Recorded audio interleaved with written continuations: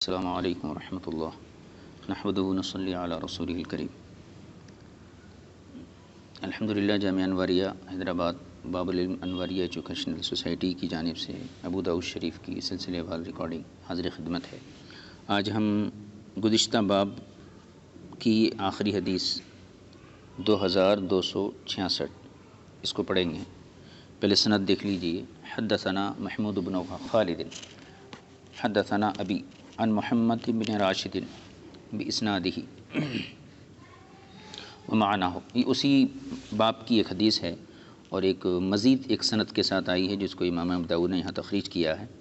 تو اس سند میں کچھ الفاظ کا اضافہ ہے۔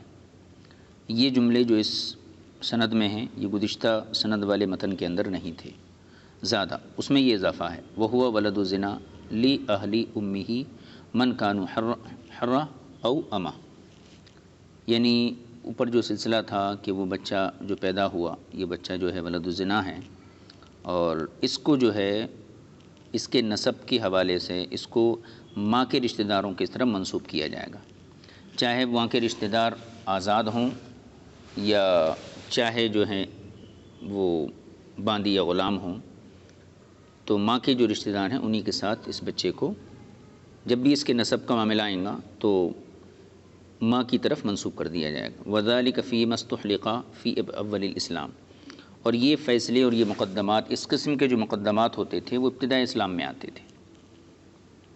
اسلام کے بالکل ابتدائی دور میں جب احکام سے پوری طور پر واقفیت نہیں تھی تو اس وقت اس قسم کے مسائل آتے تھے۔ فَمَا اسْتُقْسِمَ مِن مَالٍ قَبْلَ الْإِسْلَامِ فَقَدْ مَضَىٰ، اور اس سلسلے میں اسلام کے آنے سے پہلے جو مال وغیرہ خرچ کیا گیا تو یا جو مقدمات آئے اور ان میں کسی قسم کی دیت لی گئی یا کوئی معاوضہ لیا گیا، مثلا عورت بولی کہ بچہ میں اپنے پاس رکھتی ہوں، شوہر بولا میں اپنے پاس رکھتا ہوں، اور اس سلسلے میں جو ہے اگر مال کے ذریعے دونوں کے درمیان کوئی جو ہے تطبیق کی صورت پیش کی گئی تو یہ ساری چیزیں جو ہیں اسلام سے پہلے کی ہیں۔ اسلام آنے کے بعد پھر اس کے اندر بہت ساری جو ہیں تبدیلیاں آئیں اور اس کے اندر جو ہے خاص طور پہ باندی اور غلام کا جو ایک نظام تھا اس نظام کو آہستہ آہستہ جو ہے اسلام نے یہ ختم کر دیا۔ یہ باب مکمل ہو گیا۔ اب ہم ایک نئے باب کا آغاز کر رہے ہیں، یہ ہے باب فی القافتی، باب نمبر ہے 31، قیافہ شناسی کا باب۔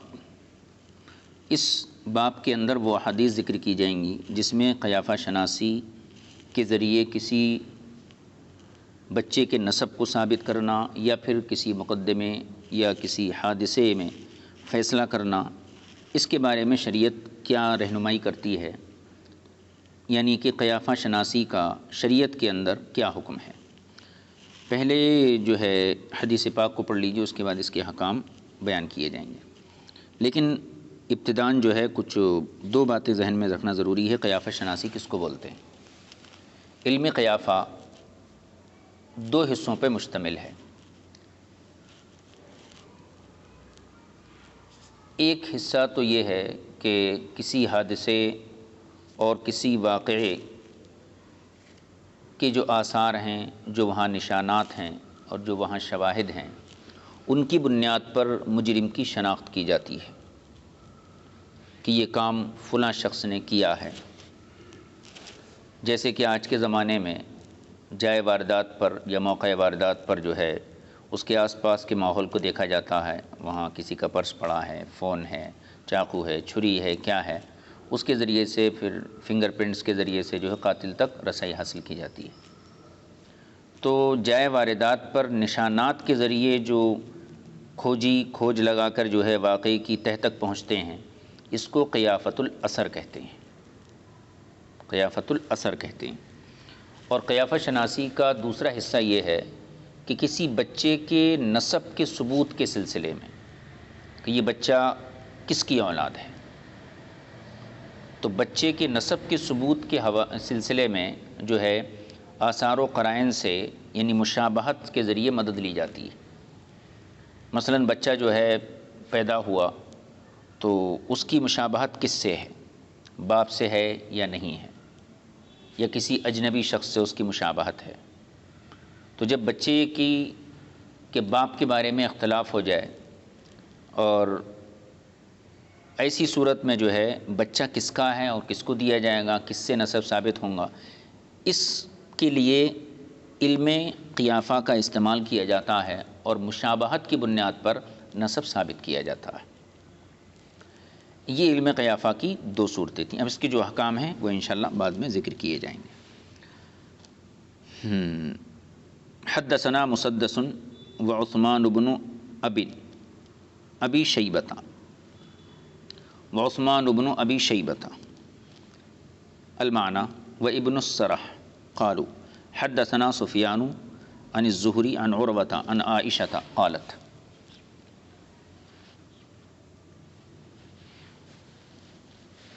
دخل علی رسول اللہ صلی اللہ علیہ وسلم، حضرت عائشہ صدیقہ رضی اللہ تعالی عنہا سے مروی ہے کہ حضور اکرم صلی اللہ علیہ وسلم ہمارے پاس تشریف لائے۔ قال مسدد و ابن السرح، اب اس حدیث کے راویوں میں دو راوی مسدد اور ابن السرح، انہوں نے اس کے بعد کہا یومن مسرورا، یعنی حضور صلی اللہ علیہ وسلم ایک دن جو ہے خوشی کی حالت میں تشریف لائے۔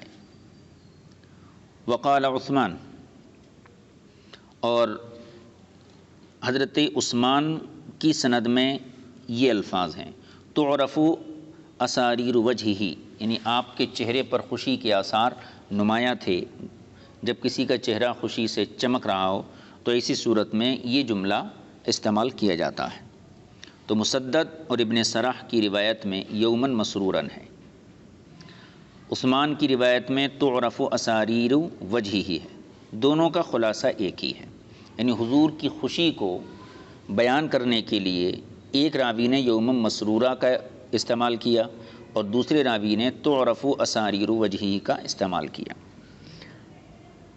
البتہ یہاں جو حدیث بیان کی جا رہی ہے جو حضرت عائشہ سے مروی ہے، تو اسی کو پھر سے مسلسل ذکر کیا۔ فقال، حضور صلی اللہ علیہ وسلم نے ارشاد فرمایا، اے عائشہ، اے عائشہ، الم تری ان مجزز المدلجی رأى زیدا واسامة قد غطیا رؤوسہما بقطیفۃ وبدت اقدامها۔ حضرت عائشہ صدیقہ رضی اللہ تعالی عنہا سے حضور نے ارشاد فرمایا، اے عائشہ، کیا تم نہیں دیکھتی ہو کہ مجزز مدلجی یہ ایک قیافہ شناس تھا۔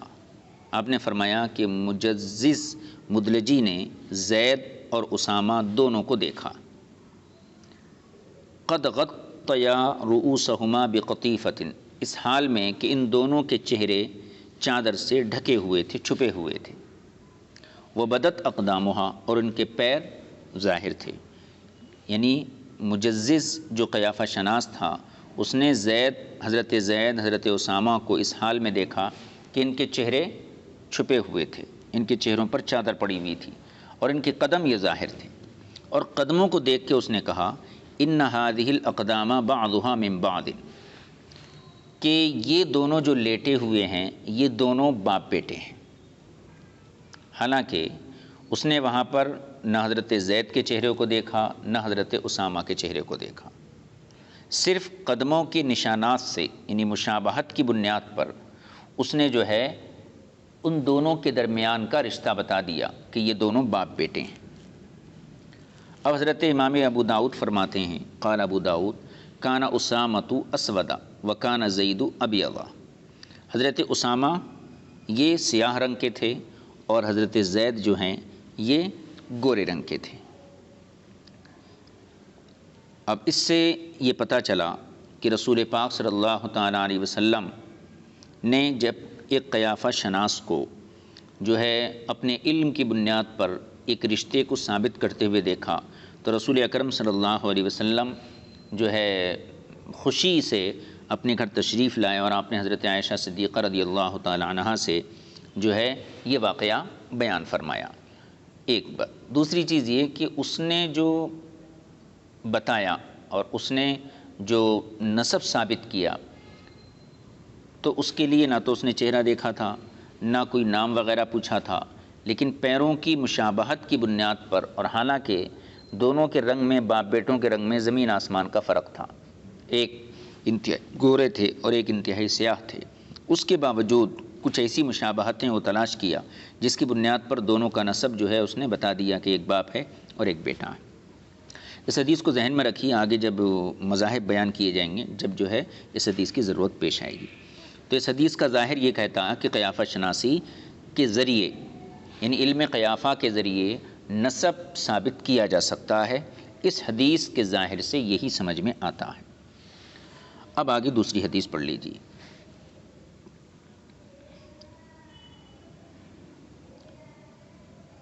دو ہزار 268 حدثنا قتيبة حدثنا الليث عن ابن شهاب بإسناده ومعناه قالت دخل علي مسرورا تبرق أسارير وجهه، یہ بھی وہی جو ہے حدیث ہے، دوسری سند کے ذریعے آئی ہے، اور اسی کو جو ہے ایک مستقل حدیث کے طور پر امام ابو داؤد نے یہاں بیان کیا ہے۔ یعنی حضرت عائشہ نے فرمایا دخل علی مسرورا، حضور صلی اللہ علیہ وسلم میرے یہاں خوشی کے عالم میں تشریف لائے، ایسی خوشی کہ تب رقو اساریر وجہی، آپ کا چہرہ خوشی سے جو ہے دمک رہا تھا۔ قال ابو داؤد کہتے ہیں واساریر وجہہ لم یحفظہ ابن عیینہ، اساریر وجہہ کے جو الفاظ ہیں ابن عیینہ نے اس کو محفوظ نہیں کیا۔ قال ابو داؤد فرماتے ہیں اساریر وجہی وہو تدلیس من ابن عیینہ، کہ اساریر وجہی کے جو الفاظ ہیں، جو کلمات ہیں، یہ ابن عیینہ کی طرف سے یہ تدلیس ہے۔ لم یسمعہ من الزہری انما سمع الاساریر من غیرہ، ابن عیینہ اس حدیث کو زہری سے روایت کرتے ہیں، حالانکہ زہری کی جو روایت ہے اس میں اساریر وجہی کے الفاظ نہیں ہیں، بلکہ یہ الفاظ دوسری حدیث کے اندر ہیں۔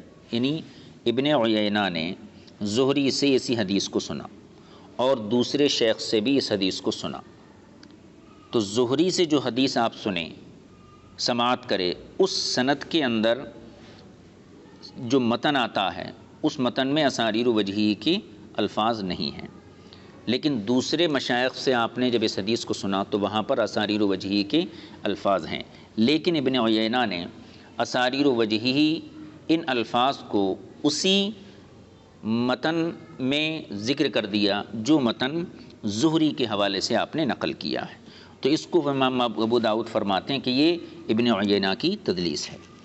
گویا کہ ابن عیینہ کو یہ یاد نہیں رہا کہ میں اساریر وجہی کے الفاظ کس شیخ کی کون سی سند سے لیا ہوں۔ قال ابو داؤد کہتے ہیں اساریر وجہی و تدلیس من ابن عیینہ، ابن عیینہ کی طرف سے یہ الفاظ کا اضافہ جو ہے یہ تدلیس ہے۔ لم یسمعہ من الزہری، یہ الفاظ انہوں نے زہری سے نہیں سنے، انما سمع الاساریر من غیری، اساریر والا یہ جو الفاظ ہیں اساریر وجہی یہ انہوں نے دوسرے شیخ سے سنے۔ قال کہتے ہیں والاساریر فی حدیث اللیث وغیرہ، خود امام ابو داؤد کہتے ہیں کہ اساریر وجہی کے جو الفاظ ہیں یہ زہری والی روایت میں تو نہیں ہے، لیکن لیث اور دوسرے مشائخ کی جو روایت ہے اس میں یہ الفاظ موجود ہیں۔ قال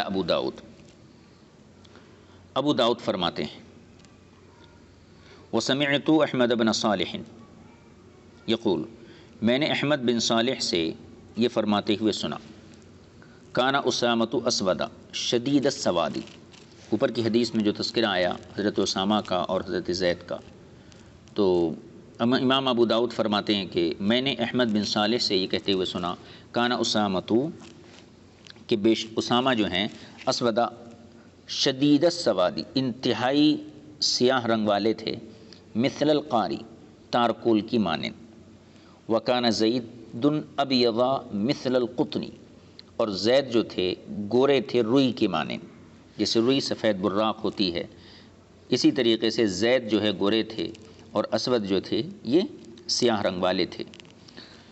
یہ بنیادی طور پر تو یہ ایک ہی حدیث ہوئی، لیکن محدثین کی اصطلاح میں چونکہ سند کی تبدیلی سے حدیث کا جو عدد ہے وہ بڑھ جاتا ہے، اس لیے ان کو متعدد حدیثیں مان لیجیے تو ان تمام احادیث کا خلاصہ کیا ہے اور فقہی نقطۂ نظر سے علم قیافہ کی کیا حیثیت ہے۔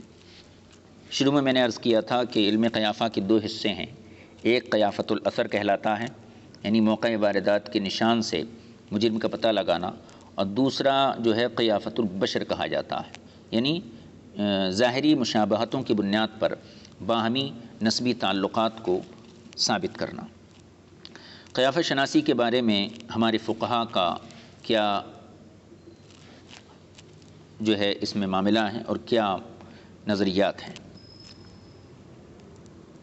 جمہور فقہا یعنی مالکیہ کے جمہور فقہا، شافعیہ کے جمہور فقہا اور حنابلہ کے، مالکیہ، شافعیہ اور حنابلہ، ان تینوں اماموں کے ماننے والوں کی جو اکثریت ہے، جو فقہا ہیں، فقہ مالکیہ، فقہ شافعیہ، فقہ حنابلہ، تو ان کے نزدیک اختلاف کی صورت میں قیافہ کے ذریعے نسب کو ثابت کیا جا سکتا ہے، یعنی جب بچے کے نسب میں اختلاف ہو جائے تو ایسی صورت میں ان تینوں حضرات کے نزدیک جو ہے علم قیافہ کی مدد سے بچے کے نسب کو ثابت کیا جا سکتا ہے۔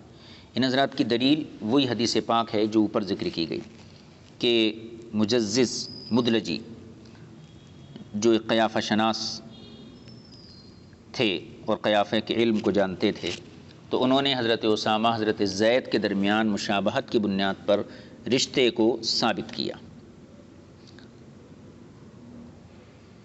تو اس حدیث کی بنیاد پر ان حضرات کا یہ موقف ہے کہ قیافہ شناسی کے ذریعے اختلاف کے وقت نسب کو ثابت کیا جا سکتا ہے۔ البتہ احناف کا نظریہ مختلف ہے۔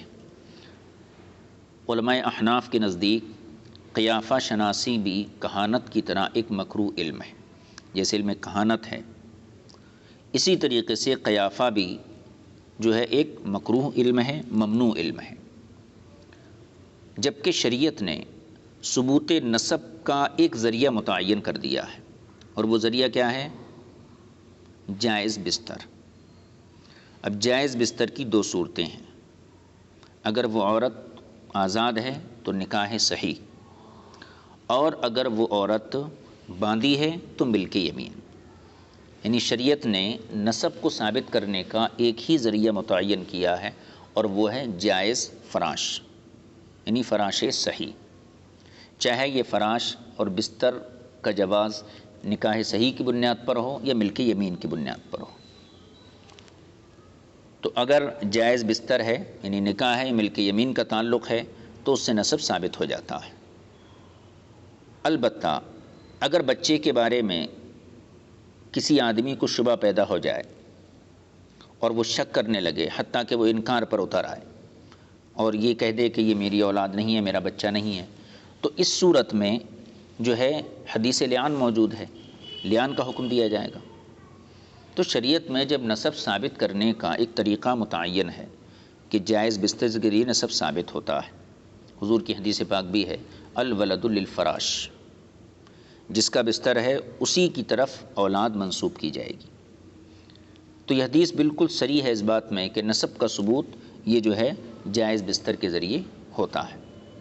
البتہ اگر اختلاف پیدا ہو جائے، اور اختلاف وہی مانا کہ مرد جو ہے اس اپنی عورت پر شک کرنے لگے اور وہ بچے کے بارے میں اس کو شبہ پیدا ہو جائے اور وہ انکار کرنے لگے، تو اس صورت میں اس اختلاف کو دور کرنے کی جو ہے صورت یہ بیان کی گئی کہ لعان کا حکم دیا گیا ہے، لیکن قیافہ شناسی سے فیصلہ کرانے کا حکم نہیں دیا گیا ہے۔ تو ایک چیز تو یہ ہے کہ شریعت میں ثبوت نسب کا طریقہ متعین ہے، جائز بستر، اگر مرد کو شبہ ہوتا ہے تو پھر اس کے لیے لعان کا حکم ہے۔ قیافہ شناس کے ذریعے نسب معلوم کرنے کا حکم نہیں دیا گیا ہے۔ دوسری چیز، قیافہ شناسی میں کیا ہوتا ہے؟ قیافہ شناسی میں جو ہے مشابہت کی بنیاد پر نسب کو ثابت کیا جاتا ہے، حالانکہ محض مشابہت ایک ناقابل اعتبار چیز ہے۔ محض مشابہت کی بنیاد پر نسب ثابت کرنا یہ ایک ناقابل اعتبار چیز ہے، کیونکہ کبھی ایسا ہوتا ہے کہ پیدا ہونے والا بچہ نہ اپنے باپ کے مشابہ ہوتا ہے، نہ کہنا چاہیے اپنے دادا کے مشابہ ہوتا ہے، بلکہ کبھی ایسا بھی ہوتا ہے کہ وہ بچہ دور کے کسی رشتہ دار سے مشابہت لے کے پیدا ہوتا ہے، حالانکہ وہ بچہ اپنے باپ کا ہی ہوتا ہے۔ تو محض مشابہت کی بنیاد پر نسب ثابت کرنا یہ مناسب نہیں ہے، کیونکہ مشابہت یہ ایک ناقابل اعتبار چیز ہے۔ کبھی مشابہت موجود ہوتی ہے لیکن اس کے باوجود بچہ جو ہے اس شخص کی اولاد نہیں ہوتا ہے جس سے مشابہت ہو رہی ہے۔ جیسے گزشتہ حدیث میں ایک اسی قسم کا واقعہ آیا تھا کہ ایک شخص کے یہاں جو ہے سیاہ رنگ کا بچہ پیدا ہوا، اور اس نے جب انکار کیا تو رسول پاک صلی اللہ علیہ وسلم نے فرمایا کیا تمہارے پاس اونٹ ہیں، ان کے کلر کیسے ہیں؟ تو نہ وہ سرخ ہیں، تو کیا ان میں ایسا کوئی اونٹ ہے جو مٹیالہ ہو؟ اورق کا لفظ ہے غالباً وہاں پر، تو اس نے کہا ہے، تو آپ نے فرمایا کہ وہ کیسے آیا؟ تو اس نے اس کے جواب میں کہا تھا کوئی رگ کھینچ لی ہوگی۔ تو اس سے یہ پتہ چلا کہ ان اونٹوں کی نسل میں کوئی اس رنگ کا اونٹ ہوگا، اسی کا رنگ لے کر یہ اونٹ کا بچہ جو ہے پیدا ہوا۔ یوں ہی انسان کی زندگی میں بچہ جب آتا ہے تو کبھی ایسا ہوتا ہے دور کے رشتہ دار کا رنگ وہ لے لیتا ہے، اس کی مشابہت لے لیتا ہے، تو اس مشابہت کی بنیاد پر جو ہے محض مشابہت سے نسب ثابت نہیں ہوگا، بلکہ احناف کا جو ہے موقف یہی ہے کہ ثبوت نسب کا طریقہ متعین ہے، جائز بستر، اور اختلاف یہ شبہ کی صورت میں جو لعان کا حکم ہے۔ یہ باب جو ہے باب سے متعلق یہ ایک افادے کی بات ہم نے عرض کر دی۔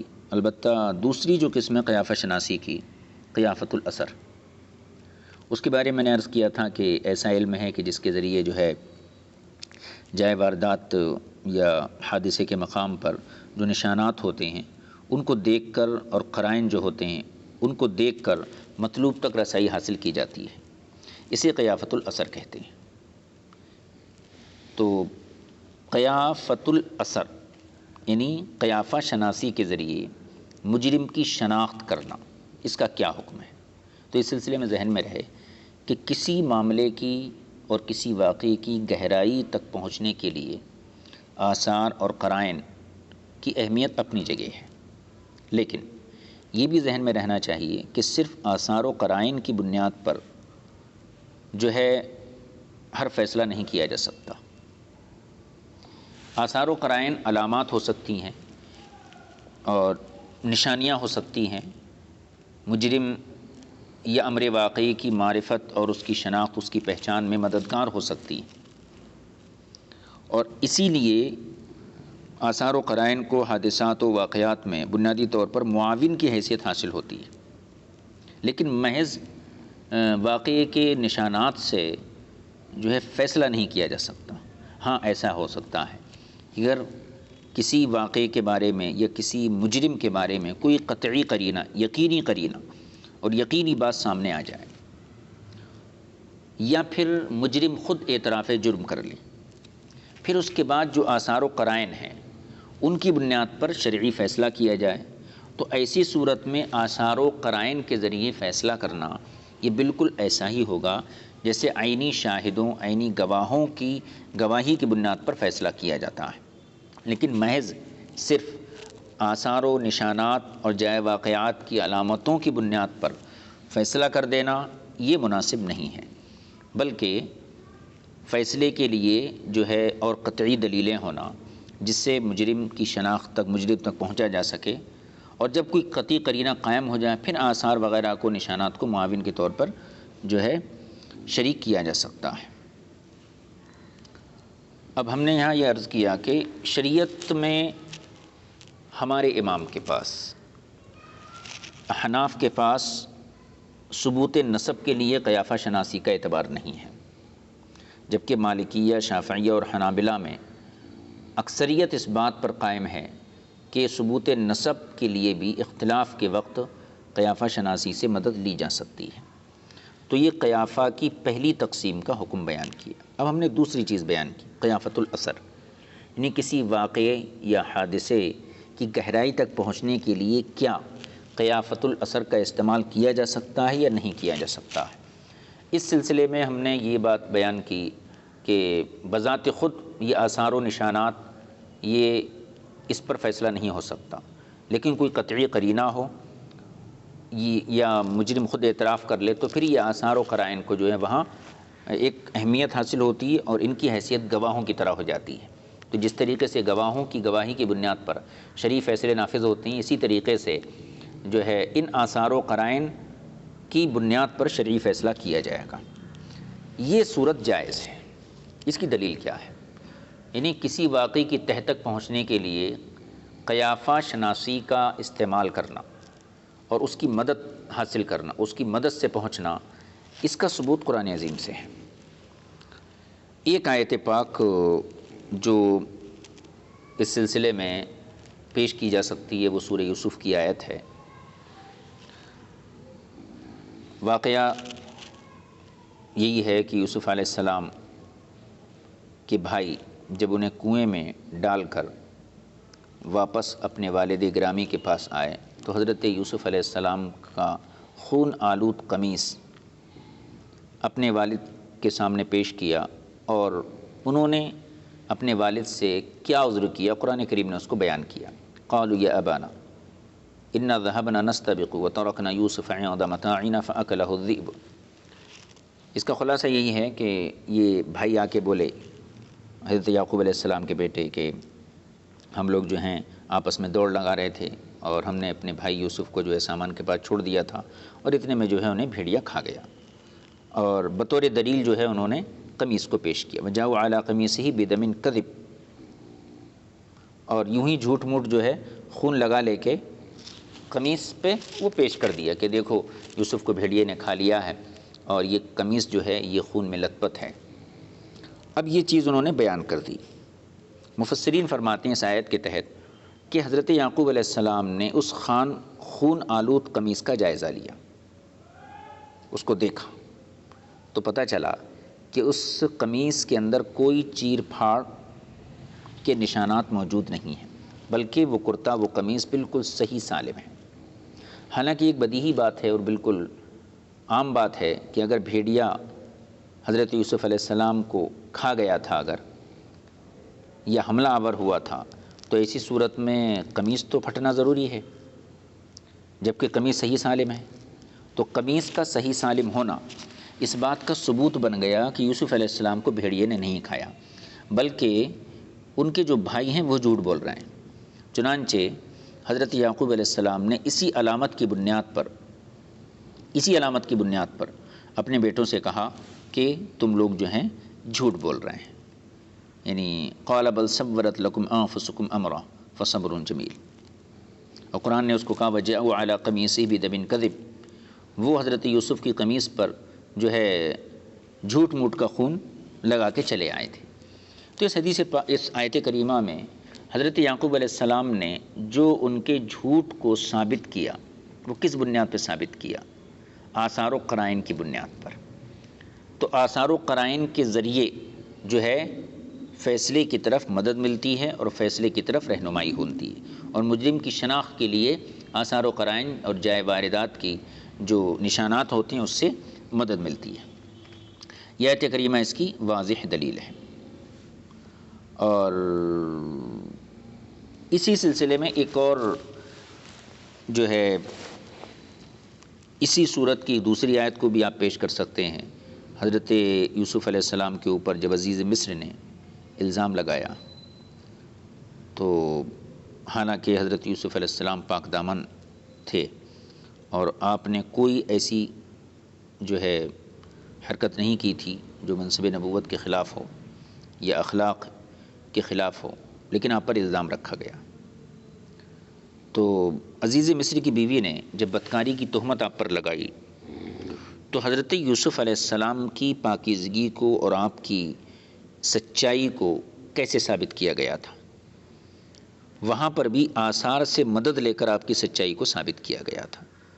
ان کان قمیصہ قد من قبل فصدقت وہو من الکاذبین، اگر آپ یہ دیکھا جائے کہ آپ کا قمیص سامنے سے پھٹا ہوا ہے یا پیچھے سے، اگر سامنے سے پھٹا ہوا ہے تو عورت سچی ہے، یعنی عورت کی سچائی کو سامنے سے قمیص پھٹے ہونے کی صورت میں ظاہر کیا جانا تھا۔ وَإِن كَانَ قَمِيصُهُ قُدَّ مِن دُبُرٍ فَكَذَبَتْ وَهُوَ مِنَ الصَّادِقِينَ، اور اگر قمیص پیچھے سے پھٹی ہوئی ہے تو پھر اس صورت میں جو ہے یوسف علیہ السلام سچائی پر ہے۔ تو یوسف علیہ السلام کی سچائی کو اور آپ کی صداقت کو، آپ کی کردار کی پاکیزگی کو جو ثابت کیا گیا وہ آثار کی بنیاد پر ثابت کیا گیا، کیونکہ اگر جو ہے مرد عورت کی طرف مائل ہے اور عورت رضامند نہیں ہے تو ایسی صورت میں عورت ہاتھ پیر چلائے گی، اور ہاتھ پیر چلانے کی صورت میں جو ہے مرد کے جو سامنے کے کپڑے ہیں وہ پھٹیں گے، اور اگر مرد جو ہے رضامند نہیں ہے اور عورت کی طرف سے زیادتی ہے تو ایسی صورت میں مرد عورت سے بھاگنے کی کوشش کریں گا، اور جب وہ بھاگیں گا تو عورت اس کا پیچھا کریں گی تو پیچھے کے کپڑے کو پکڑیں گی۔ ان آثار کی بنیاد پر یہ ثابت کیا گیا کہ یوسف علیہ السلام کا قمیص جو ہے کہنا چاہیے پیچھے سے پھٹا ہوا تھا، تو اس سے یہ ثابت کیا گیا کہ یوسف علیہ السلام سچے ہیں، اور عزیز مصر کا یہ اپنا عمل تھا جو اس نے بطور الزام حضرت یوسف علیہ السلام پر لاد دیا تھا۔ تو ان دو آیتوں سے یہ ثابت ہوتا ہے کہ آثار و قرائن کے ذریعے کسی واقعے کی گہرائی تک پہنچنے کے لیے یا کسی مجرم کی شناخت کے لیے جو ہے مدد لی جا سکتی ہے، لیکن حتمی فیصلہ نہیں کیا جا سکتا۔ حتمی فیصلہ کرنے کی وہی صورت ہے کہ کوئی قطعی قرینہ ہو، یہ مجرم خود اعتراف کر لے، تو پھر اس صورت میں یہ قرائن و آثار جو ہوتے ہیں وہ عینی گواہوں کی منزل میں آ جاتے ہیں، اور ان پر فیصلہ اسی طریقے سے کیا جاتا ہے جیسے عینی گواہوں کی موجودگی میں فیصلہ کیا جاتا ہے۔ یہ بات جو ہے یہ مکمل ہو گئی۔ اب دوسرا باب دیکھیں گے، یہ 32واں باب ہے، باب من قال بالقرعۃ اذا تنازعوا فی الولد، یعنی یہ باب ہے اس شخص کے بارے میں جس نے قرع کا قول کیا جبکہ اذا تنازعوا فی الولد، جبکہ لوگوں کا اولاد کے بارے میں جو ہے تنازع ہو گیا، اختلاف پڑ گیا۔ جب بچے کے بارے میں اختلاف پڑ جائے تو قرآن اندازی کر لی جائے۔ جس نے یہ کہا، یعنی جس نے قرآن اندازی کے جواز کو جو ہے تسلیم کر لیا کہ قرآن اندازی کے ذریعے بچے کے بارے میں فیصلہ کیا جا سکتا ہے، اس باب کے اندر اسی قسم کی حدیثوں کو بیان کیا جائے گا۔ اب متن دیکھ لیجیے۔ مفتی صاحب، آج کا جو موجودہ ڈی این اے ٹیسٹ ہے جی، اس کی بھی جواز کی کوئی حیثیت ہے؟ کیونکہ موجودہ ڈی این اے ٹیسٹ ہے تو کریکٹ یہ بات معلوم ہو جاتی ہے کہ یہ مطلب یہ اس کی اولاد ہے یا نہیں ہے۔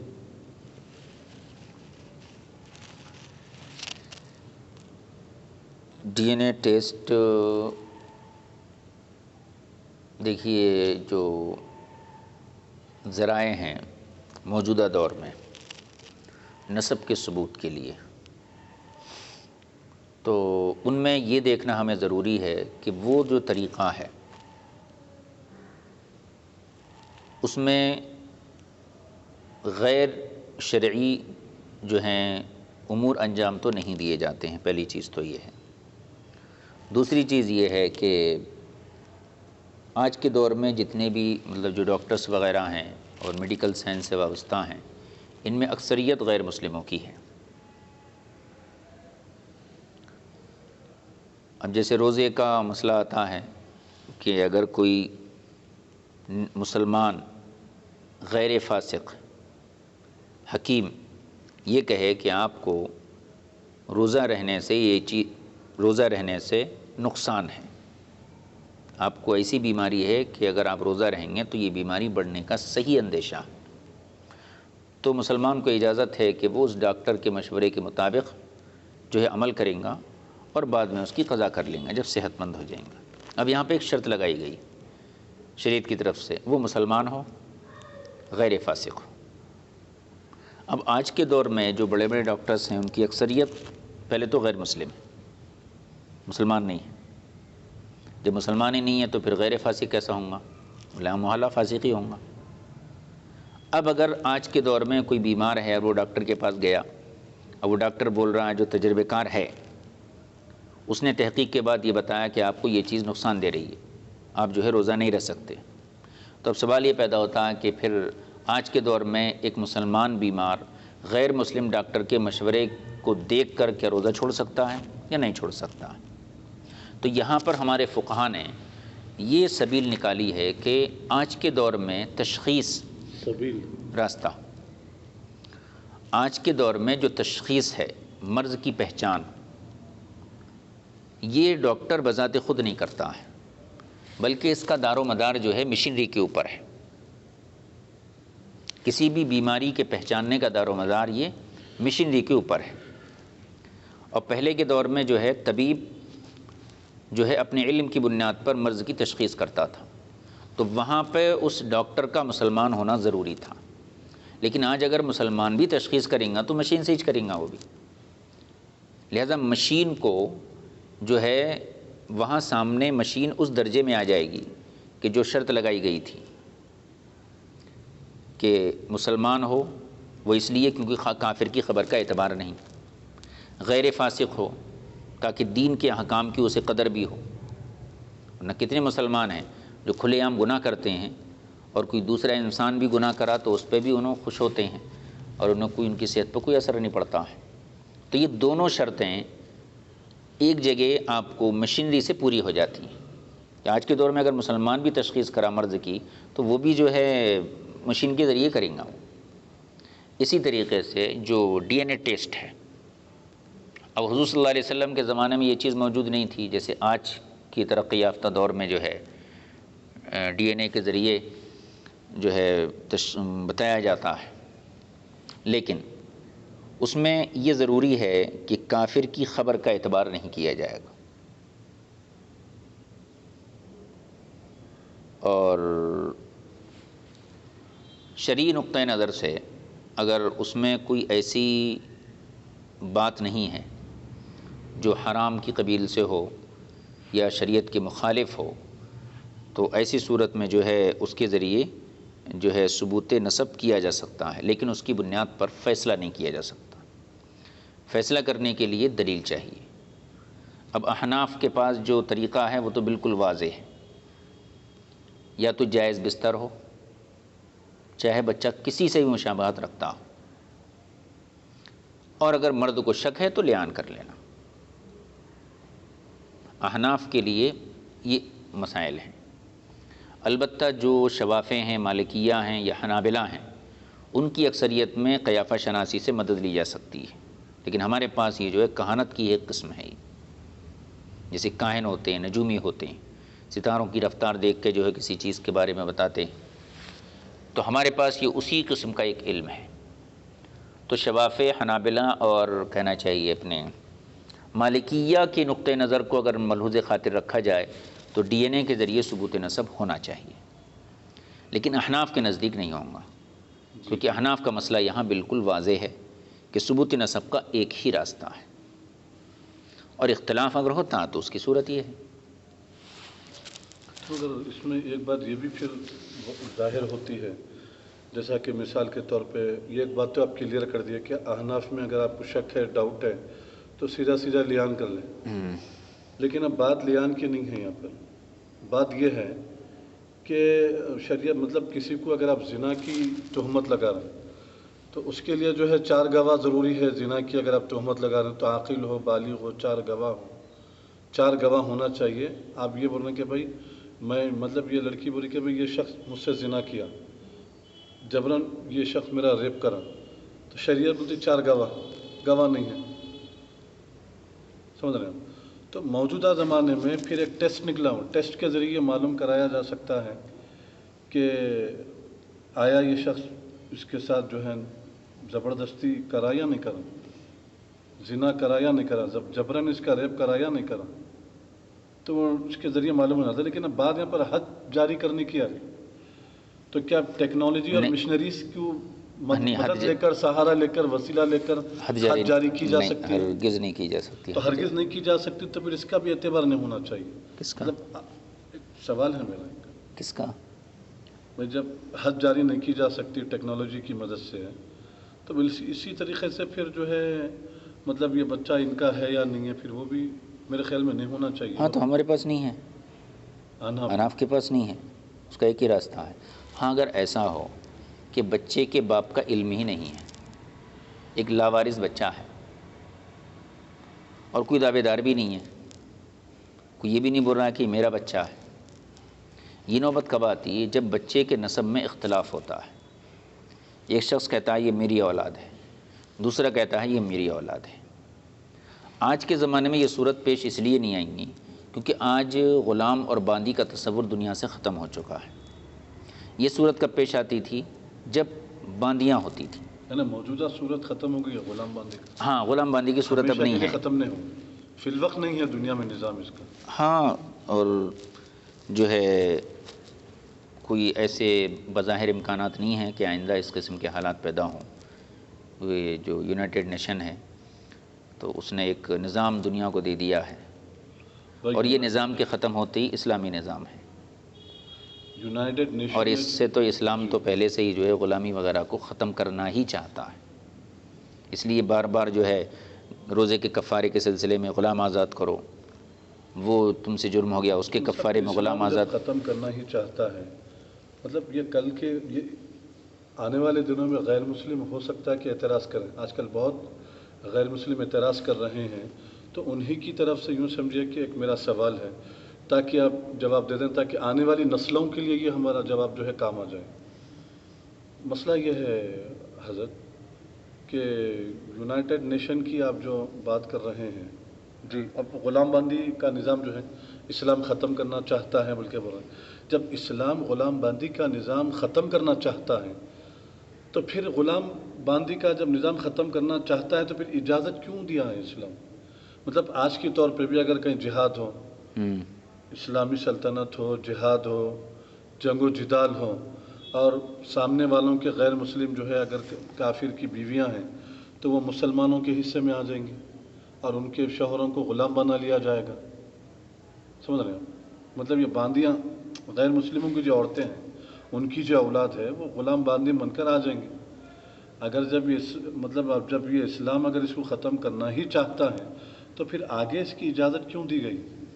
سوال یہ ہے. ایسی کوئی صراحت نہیں ہے اسلام میں کہ آگے جو ابھی تو وہی تو میرا سوال یہ ہے کہ اب اسلامی حکومت ہے، ہاں کئی کافروں سے جہاد کر رہے ہیں، ایسے کافروں سے جہاد کیا جا رہا ہے جو انسانیت پر ظلم کر رہے ہیں، جبر کر رہے ہیں، تکلیف پہنچا رہے ہیں، ستا رہے ہیں، کر رہے ہیں. ان سے اب جہاد کریں گے ہم.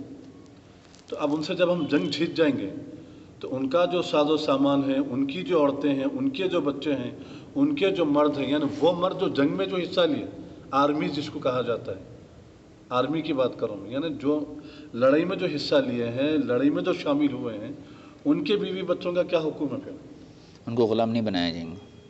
غلام نہیں بنایا جائیں گے؟ نہیں، آج جو جنگ ہوں گی وہ آج کے نظام کے مطابق ہوں گے. میں آج کے نظام کو چھوڑ دیجیے اور اسلامی نقطۂ نظر سے اسلام کی بات کریں. غلامی کو اسلام نے تقریباً ختم ہی کر دیا ہے. تقریباً کا مطلب یہ ہے کہ تقریباً گنجائش ہے ابھی بھی؟ نہیں، اب جو ہے اسلام میں آزادی کا تصور دیا گیا کہ ہر انسان پیدائشی طور پر آزاد ہے. دیکھیے غلام باندی عیب نہیں ہے مفتی صاحب، میں عرض یہ کرنا چاہتا ہوں. نہیں، انسانی معاشرے کے لیے یہ عیب ہی کی ایک صورت ہے جی جو مطلب صدیوں سے چلی آ رہی باندی تھی. کے جو یعنی شریعت میں ان کے جو حقوق بتائے گئے ہیں، حقوق بھی ان کے ویسے ہی ہیں. آپ جو کھائیں گے وہ بھی غلام باندیوں کھلائیں گے، آپ جو پہنیں گے انہیں بھی وہ پہنانے کا حکم ہے. مطلب ایسا نہیں ہے کہ اس پر غلام ہے لہذا اس پہ ظلم کرو، اس سے اتنا ہی کام لیا جائے جتنا وہ کرنے کی طاقت رکھتا ہو، اتنا کام اس سے نہیں لیا جائے گا جس کی وہ طاقت نہیں رکھتا. تو یہ بھی تو آداب بھی تو بتائے گئے نا اسلام کے اندر. نہیں، یہ کیا ہے، صدیوں سے ایک نظام چل رہا تھا غلام باندی کا، جنگی نظام تھا، یہ کسی دین کا نظام نہیں تھا. یہ دنیا کی ہر قوم ہر مذہب کے لوگ جنگ کرتے تھے، جن پہ فتح حاصل کرتے تھے ان کے مردوں کو غلام، عورتوں کو باندیاں بناتے تھے. اسلام جب آیا تو اسلام نے بھی اسی نہج پہ کام کیا، لیکن اسلام نے آہستہ آہستہ اس چیز کو ختم کیا.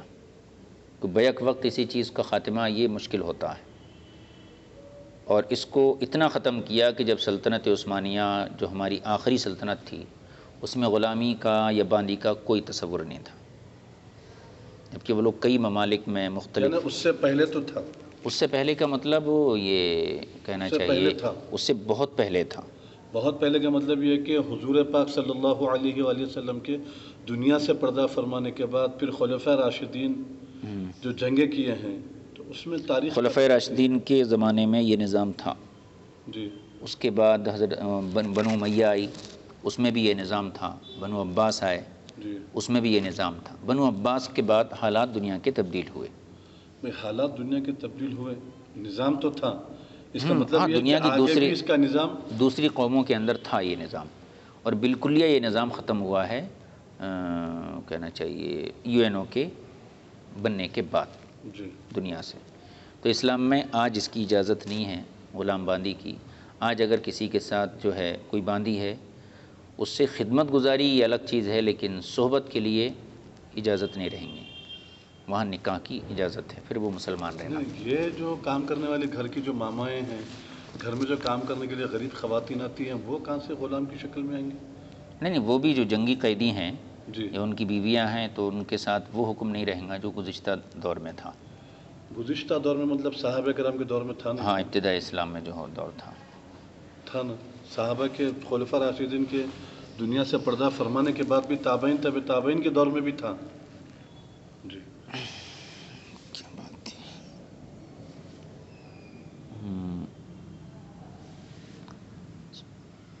یہ قرآن اندازی کا باب تھا اور قیافہ شناسی کا ہو گیا، پورا بابیچ ختم ہو گیا وہ. جی. ڈاکٹر قرآن اندازی کا باب تھا کہ جب کسی بچے کے بارے میں اختلاف ہو جائے، دو لوگ ایک بچے کے بارے میں دعویٰ کرنے لگیں کہ یہ میرا بچہ ہے، دوسرا بولا میرا بچہ، تو کس کو دیا جائے گا، اس کی بنیاد کیا ہے. تو اس سلسلے میں یہ باب باندھا گیا کہ قرآن اندازی کے ذریعے بھی کسی ایک شخص کے حوالے بچہ کیا جا سکتا ہے. اس حدیث پاک کو دیکھ لیجئے. حدیث نمبر 2269. حدثنا مسدد حدثنا یحییٰ عن الاجلحی عن الشعبی عن عبد اللہ بن الخلیل عن زید بن ارقم قال كنت جالسا عند النبی صلی اللہ علیہ وسلم. حضرت زید بن ارقم رضی اللہ تعالیٰ عنہ فرماتے میں حضور اکرم صلی اللہ علیہ وسلم کی خدمت میں حاضر تھا. فجاء رجل من یمنی، یمن سے ایک شخص آیا. فقال، اور اس نے کہا، ان ثلاثۃ نفر من اہل الیمن اتوا علیا، کہ اہل یمن کے 3 لوگ یعنی 3 یمنی مرد اتوا علیا، حضرت علی کرم اللہ تعالی وجہ الکریم کے دربار میں حاضر ہوئے. حضرت علی اس زمانے میں جو ہے یمن کے گورنر تھے. یختصمون الیہ فی ولد، اور یہ لوگ حضرت علی کے پاس ایک بچے کا مقدمہ لے کر آئے جس میں یہ تینوں آپس میں ایک دوسرے سے اختلاف کر رہے تھے. ایک بول رہا تھا میرا بچہ ہے، دوسرے کا دعویٰ تھا یہ میرا بچہ ہے، اور تیسرے کا یہ تھا کہ یہ میرا بچہ ہے. وقد وقعوا علی امرأۃ فی طہر واحد، اور یہ تینوں لوگ ایک ہی خاتون سے ایک ہی طہر میں صحبت کیے تھے. اب ظاہر سی بات ہے یہ عورت منکوحہ تو نہیں ہو سکتی، یہ باندھی ہوں گی جو مشترکہ طور پر 3 لوگ اس سے جو ہے صحبت کیے. تو ایک ہی طہر میں ایک ہی عورت سے ان تینوں نے صحبت کی. اس کے نتیجے میں جو بچہ پیدا ہوا تو تینوں کا اختلاف ہو گیا. ہر شخص کا دعویٰ تھا یہ میرا بچہ ہے، یہ میرا بچہ ہے. تو یہ تینوں حضرت علی کے پاس آئے. تو حضرت علی نے ان کا مقدمہ سنا، اور سننے کے بعد فقال، فرمایا، لِإِثْنَيْنِ مِنْهُمَا طِيبَ بِالْوَلَدِ لِهَذَا فَغَلَيَا، آپ نے 2 کو ایک طرف کیا، ایک کو ایک طرف کیا، اور 2 سے آپ نے کہا کہ تم لوگ جو ہیں خوشی سے بچے کی طرف سے دستبردار ہو جاؤ اور اس کے لیے بچہ تسلیم کر لو تیسرے کے لیے. تو ان دونوں نے انکار کر دیا. پھر آپ نے ان 2 میں سے ایک کو الگ کیا اور پہلے والے کو اور تیسرے والے کو ایک ساتھ کھڑا کیا، اور ان دونوں سے کہا کہ تم دونوں بچہ اس کو دے دو اور بچے سے تم دستبردار ہو جاؤ. یہ دونوں بھی منع کر دیے. پھر آپ نے تیسرے والے کو الگ کیا اور 2 کو ایک جگہ کیا، اور پھر ان سے وہی کہا کہ اس کو بچہ دے دو تم، بچے کے حق سے دستبردار ہو جاؤ. انہوں نے بھی انکار کر دیا. تو تینوں سے فردن آپ جو ہے اس قسم کا معاملہ کرے. تو گویا کہ تینوں نے اپنے حق کو چھوڑنے سے انکار کر دیا. اسی کو یہاں 3 جملوں میں بیان کیا. فقالا، تو حضرت علی نے فرمایا، لِإِثْنَيْنِ مِنْهُمَا طِيبَ بِالْوَلَدِ لِهَذَا، ان میں سے دو سے حضرت علی نے فرمایا طیبہ بالولدی، تم بچے کے لیے دستبردار ہو جاؤ لہذا اس آدمی کے حق میں، فغلیہ، انہوں نے انکار کر دیا۔ ثم قال لاثنین طیبہ بالولد لہذا فغلیہ، پھر دوسرے دو سے آپ نے کہا بچے سے دستبردار ہو جاؤ اس کے حق میں، فغلیہ، انہوں نے بھی انکار کر دیا۔ ثم قال، پھر آپ نے کہا لاثنین طیبہ بالولد لہذا فغلیہ، پھر دو کو جمع کیا، ایک کو الگ کیا اور کہا کہ اس کو بچہ دے دو تم لوگ دستبردار ہو جاؤ، تو ان دونوں نے بھی انکار کر دیا۔ گویا تینوں سے آپ نے جو ہے پوچھا، تینوں نے اپنا حق چھوڑنے سے انکار کر دیا۔ فقال انتم شرکاء متشاکسون، تو آپ نے فرمایا تم تینوں جو ہیں باضابطہ ایک دوسرے کے مد مقابل ہو، یعنی کوئی اپنا حق چھوڑنے کے لیے تیار نہیں ہے۔ تو آپ نے فرمایا انی مقرع بینکم، میں تم لوگوں کے درمیان قرآن اندازی کرتا ہوں، فمن قرع فلہ الولد، تو جس کے نام کا قرآن نکلے گا بچہ اسی کا ہوگا، وعلیہ لصاحبیہ ثلث الدیۃ، اور اس کے دونوں ساتھیوں کے لیے اس کے اوپر 2/3 دیت ہوگی، یعنی جس کے نام کا قرآن نکلے گا بچہ تو اس کو دے دیا جائے گا، اور جس کو بچہ دیا جائے گا وہ شخص اپنے پاس سے 2/3 دیت ان دونوں کو دے گا۔ تو بچہ تو اس لیے اس کو دیا جائے گا، قرآن اس کے نام سے نکل گیا، دیت کیوں دیں گا یہ شخص؟ اس کی وجہ یہ ہے وہ باندی کے 3 لوگ مالک تھے، وہ باندی کے 3 لوگ مالک تھے، تو گویا کہ باندی کے 3 حصے ہوئے۔ مثلا باندی 90 روپے کی ہوئی تو 30 روپے کا حصہ اس کا تھا جس کے پاس بیٹا آ گیا، 30 کا حصہ دوسرے کا تھا، 30 کا حصہ تیسرے کا تھا۔ اب گویا کہ باندی میں 3 حصے ہو گئے تو اس میں ایک حصہ اس کا ہے، تو اس کا حصہ یہ تو بچہ لے لیا، اس کو تو اس کا حصہ مل گیا، لیکن باقی جو 2 حصے ہیں تو وہ دونوں شریک تھے اس کے، تو ان دونوں کو یہ 2/3 مال دیں گا، یعنی باندی کی جو قیمت ہے اس قیمت کا 2/3 حصہ یہ ان دونوں کے درمیان تقسیم کر دیں گا برابر برابر، جو بچہ اس کا تو باندی بھی اس کے پاس آ جائیں گی۔ اس طریقے سے حضرت علی فیصلہ کیے۔ تو یہ واقعہ بیان کیا زید بن ارقم نے کہ میں یمن میں میں حضور صلی اللہ علیہ وسلم کی بارگاہ میں حاضر تھا، تو اتنے میں یمن کا ایک شخص آیا اور اس شخص نے آ کر یہ پورا واقعہ حضور کے سامنے بیان کیا کہ یا رسول اللہ یمن میں حضرت علی کے دربار میں ایسا ایسا ہوا۔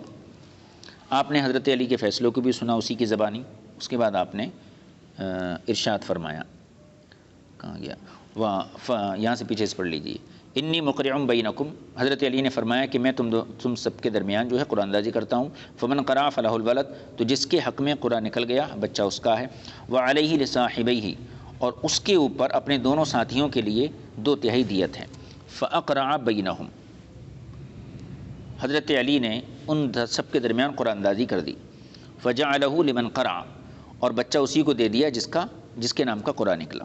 یہ پورا فیصلہ جب اس شخص نے حضور کے سامنے بیان کیا، فضحک رسول اللہ صلی اللہ علیہ وسلم حتی بدت اضراسہ او نواذجہ، یہاں راوی کو شک ہے کہ اضرات کا لفظ ہے یا نوازج کا لفظ ہے۔ اضراس کہتے ہیں داڑھوں کو اور نوازج کہتے ہیں جو ہے دانتوں کو۔ تو فرماتے ہیں زید بن ارقم فضحک رسول اللہ صلی اللہ علیہ وسلم، یہ فیصلہ سننے کے بعد حضور اکرم صلی اللہ تعالیٰ علیہ وسلم نے تبسم فرمایا، آپ خوشی سے مسکرائے، اتنا مسکرائے حتی بدت اضراسہ، کہ آپ کی جو داڑھیں ہیں وہ ظاہر ہو گئیں، یا پھر آپ کے بازو والے جو دانت ہیں وہ ظاہر ہو گئے، یعنی یہ خوشی کی جو انتہا ہوتی تھی، اور انتہائی درجہ آپ جب خوش ہوتے جب آپ کے دانت پورے طور پہ ظاہر ہوتے تھے۔ ایک تبسم ہوتا ہے، ایک ضحک ہوتا ہے، قہقہہ ہوتا ہے۔ تبسم کہتے ہیں جس میں صرف ہونٹوں کی حرکت ہوتی ہے اور دانت مکمل ظاہر نہیں ہوتے ہیں۔ ضحک کہتے ہیں جس میں آواز نہ ہو لیکن دانت ظاہر ہو جائیں، اور قہقہہ کہتے ہیں جس میں دانت بھی ظاہر ہوں اور آواز بھی پیدا ہو۔ رسول پاک صلی اللہ علیہ وسلم اخلاق کے اعلیٰ مرتبے پر فائز تھے، اور آپ جو فائز ہیں اور رہیں گے، آپ قہقہہ نہیں فرماتے تھے، ضحک یا تبسم فرماتے تھے، اور یہ جو صورتیں آتی ہیں کہ آپ کے دانت ظاہر ہوگا، یہ سب ضحک کی صورتیں تھیں۔ تو گویا کہ حضرت علی کے اس فیصلے پر آپ نے رضامندی کا اظہار فرمایا اور خوش ہوئے۔ یہ حدیث پاک ہو گئی، اس کے مسائل بعد میں ذکر کیے جائیں گے، اور ایک حدیث ہے اسی سے، یعنی یہی حدیث ہے تقریباً مضمون اور اس کا متن اسی قسم کا ہے، لیکن سند ذرا دوسری، اس کو امام داؤد الگ مستقل طور پر بیان کیا ہے۔ 2278 حدثنا 2270 ہے۔ حدثنا حشیش بن اسرمہ حدثنا عبد الرزاق اخبرنا الثوری عن صالح الحمدانی عن الشعبی عن عبد خیر عن زید بن ارقم، یہ زید بن ارقم کی پہلی روایت تھی، یہ بھی روایت ہے۔ قال اتی علی رضی اللہ تعالیٰ عنہ بثلاثۃ، حضرت علی رضی اللہ تعالیٰ عنہ کی خدمت میں 3 لوگوں کا مقدمہ پیش کیا گیا، وہ بالیمنی، اور اس وقت آپ جو ہے یمن کے حاکم تھے، یعنی گورنر تھے۔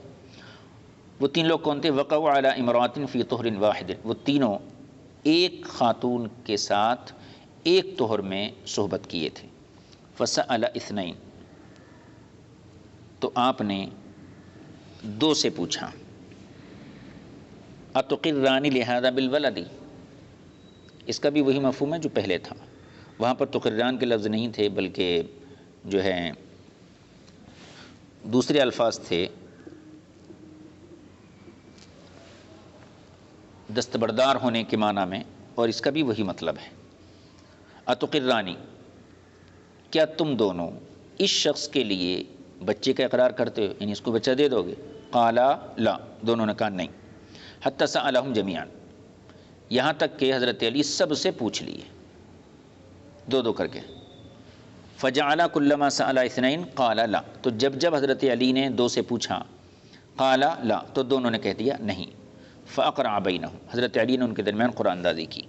فالحق الولد بالذی صارت علیہ القرعہ، بس بچہ آپ نے اسی سے ملحق کر دیا جس کے نام کا قرآن نکلا، یعنی اسی کو بچہ دے دیا جس کے نام کا قرآن نکلا۔ وجعل علیہ ثلثی الدیۃ، اور اس شخص کے اوپر جس کے نام کا قرآن نکلا، بچہ تو اس کو دے دیے، اور اس کے علاوہ اس کے ذمے 2/3 جو ہے دیت مقرر کر دیے۔ قال، راوی کہتے ہیں، فذکر ذلک للنبی صلی اللہ علیہ وسلم، کہ یہ واقعہ جب وہ شخص آنے کے بعد حضور کے سامنے بیان کیا، فضحک حتی بدت نواجذہ، تو حضور صلی اللہ علیہ وسلم مسکرائے یہاں تک کہ آپ کے جو دانت تھے وہ ظاہر ہو گئے۔ آگے کی حدیث 2271 حدثنا عبید اللہ بن معاذ حدثنا ابی حدثنا شعبۃ عن سلمۃ سمع الشعبی عن الخلیل او ابن الخلیل قال اتی علی بن ابی طالب رضی اللہ تعالی عنہ فی امرأۃ ولدت من 3، حضرت علی کرم اللہ تعالی وجہ الکریم کی بارگاہ میں جو ہے 3 لوگوں کا مقدمہ آیا، جو ایک اتی علی رضی اللہ تعالیٰ عنہ فی امرأۃ، حضرت علی کے سامنے ایک عورت کا مقدمہ آیا، ولدت من 3، جس نے جو ہے جس سے 3 لوگوں نے صحبت کی تھی۔ تو اس کے بعد نحوہ، جو اوپر متن تھا آگے بھی اس سند میں وہی آگے متن ہے، لیکن لم یذکر الیمن، لیکن اس سند کے ساتھ جو متن آیا ہے اس میں یمن کا تذکرہ نہیں ہے، اور رسول پاک صلی اللہ علیہ وسلم کا تذکرہ نہیں ہے، اور طیبہ بالولدی اس کا تذکرہ نہیں۔ جو پہلی حدیث ہم پڑھے تھے اس میں طیبہ بالولد کا بھی تذکرہ ہے، اور پہلی دوسری دونوں حدیثوں میں یمن کا بھی تذکرہ ہے اور حدوث کا بھی تذکرہ ہے، یعنی حضور جو ہے مسکرائے، اور حضرت علی یمن میں گورنر تھے۔ لیکن اس تیسری والی سند میں باقی مضمون تو وہی ہے، لیکن یہ 3 چیزیں نہیں ہیں، ایک تو یمن کا تذکرہ نہیں ہے، دوسرے نبی پاک صلی اللہ علیہ وسلم کی مسکراہٹوں کا تذکرہ نہیں ہے، اور تیسری چیز طیبہ بالولدی جو پہلے حدیث کے الفاظ تھے وہ اس سند کے ساتھ نہیں آئے ہیں۔ یہ بات مکمل ہو گئی۔ اب یہاں پر یہ دیکھنا ہے کہ جو ہے قرآن اندازی کے ذریعے کیا اولاد کے بارے میں فیصلہ کیا جا سکتا ہے، کسی ایک کو جو ہے اولاد قرآن اندازی کی بنیاد پر دے دی جائے، ایسا ہو سکتا ہے؟ تو پہلی چیز تو یہ ذہن میں رہے کہ ایسی صورتیں عموماً باندیوں کے ساتھ پیش آتی تھیں اسلام جو ہے آنے کے بعد۔ ایک شخص سے 3 لوگ یا جو ہے 4 لوگ اگر صحبت کریں گے تو ظاہر سی بات ہے یہ اسلام کا معاملہ تو نہیں ہو سکتا۔ یہ باندیوں کے ساتھ ہونے والے واقعات ہیں، اور ایسی صورت میں نسب کے ثبوت کے لیے جب بچے کے بارے میں اختلاف پیدا ہو جائے تو پھر جو ہے قرآن اندازی کے ذریعے یہ ثابت کیا جا سکتا ہے، اور جس کے نام کا قرآن نکلے اور اسی کو جو ہے بچہ اس کے حوالے کیا جا سکتا ہے۔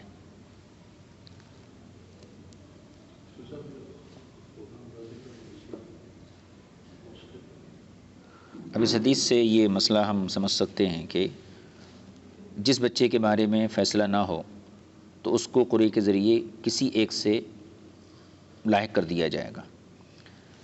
تو یہ مسلک ہے اسحاق بن راہوے کا، اور امام شافعی کا یہ بھی پہلا قول ہے، امام شافعی کا قول قدیم۔ امام مالک اور امام احمد رحمہم اللہ ان کے نزدیک جو ہے یہ قرآن اندازی کے بجائے جو ہے قیافہ شناسی سے کام لینا یہ زیادہ بہتر ہے۔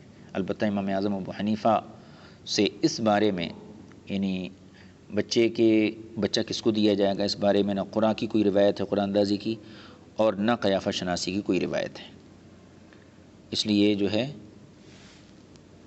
احناف امام اعظم سے خاص طور پہ اس سلسلے میں کوئی روایت منقول نہیں ہے۔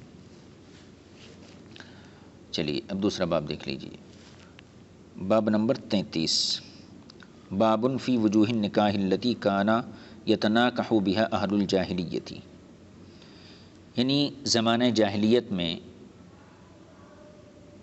کیے جانے والے مختلف نکاحوں کی مختلف صورتیں۔ اس باب میں وہ نکاح بیان کیے، کس طریقے سے نکاح، کتنے طریقوں سے نکاح جاہلیت میں کیا جاتا تھا۔ سند حدثنا، حدیث نمبر 2272، حدثنا احمد بن صالح حدثنا عنبسة بن خالد حدثنا یونس بن یزید قال محمد بن مسلم بن شہاب اخبرنی عروة بن الزبیر ان عائشة رضی اللہ تعالی عنہا زوج النبی صلی اللہ علیہ وسلم اخبرتہ، عروہ بن زبیر کہتے ہیں کہ مجھے حضرت سیدہ عائشہ صدیقہ رضی اللہ تعالی عنہ نے بتایا ان النکاح کان فی الجاہلیت علی 4 انحاء، حضور صلی اللہ علیہ وسلم ایام جاہلیت میں 4 قسم کا نکاح ہوتا تھا، 4 طریقے سے نکاح منعقد کیا جاتا تھا۔ فکان منہا نکاح الناس اليوم، تو ایک قسم تو وہ تھی جیسے آج نکاح کیا جاتا ہے، یعنی اسلام آنے کے بعد جو نکاح کی صورت ہے ایک صورت تو یہی تھی۔ وہ صورت کیا تھی؟ یخطب الرجل الی الرجل ولیتہ فیصدقها ثم ینکحها، جو رائج صورت تھی اسلام میں حضور کے زمانے میں بھی اور آج بھی جو رائج صورت ہے وہ بیان کر رہے ہیں۔ یخطب الرجل یعنی ایک شخص دوسرے شخص کی طرف پیغام بھیجتا جو بچی کا ولی ہوتا تھا، سرپرست ہوتا تھا، فیصدقها، اور یہ اس کا مہر دے دیتا تھا، پیغام بھیجنے والا مہر دے دیتا تھا، ثم ینکحها، پھر اس کا نکاح ہو جاتا تھا۔ ایک طریقہ تو یہ تھا، یہ طریقہ آج بھی رائج ہے اور یہی رائج رہے گا۔ وہ نکاح آخر، اور نکاح کا دوسرا طریقہ یہ تھا کہ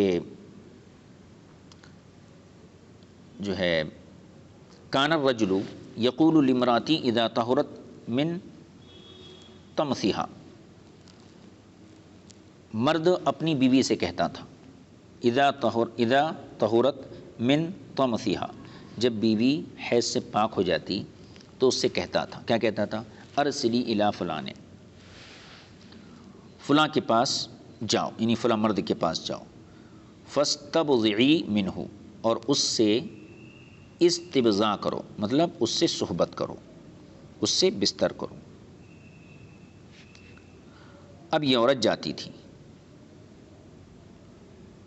فلاں شخص کے پاس، تو مرد خود اپنی بیوی سے کہتا تھا کہ اس عورت کے پاس جاؤ اور اس کے ساتھ ہم بستری کرو.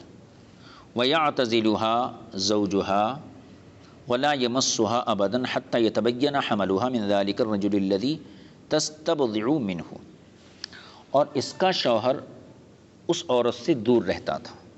وَلَا يَمَسُّهَا أَبَدًا، اور اس وقت تک اپنی عورت کو ہاتھ نہیں چھوتا تھا، یہاں تک کہ حتیٰ یتبین حملها، یہاں تک کہ اس کا وہ حمل ظاہر ہو جائے، یعنی اس حمل کے آثار ظاہر ہو جائیں جو اس شخص کے نطفے سے ہے جس سے اس نے جو ہے استبضاء کیا، یعنی جس کے پاس یہ عورت جا کے رات گزاری. جب تک اس مرد کے نطفے سے ٹھہرنے والا حمل اس کے آثار ظاہر نہ ہو جائیں اس وقت تک یہ شخص اپنی بیوی سے دور رہتا تھا. فَإِذَا تَبَيَّنَ حَمْلُهَا أَصَابَهَا زَوْجُهَا، اور جب اس کے حمل کے آثار ظاہر ہو جاتے، تو حمل کے آثار ظاہر ہونے کا یہ مطلب ہے کہ اب جو رحم کا جو دروازہ ہے وہ بند ہو چکا ہے. اب اگر اس کا شوہر اس کے ساتھ صحبت کرتا ہے تو پھر اختلاط نسب کا مسئلہ نہیں رہے گا.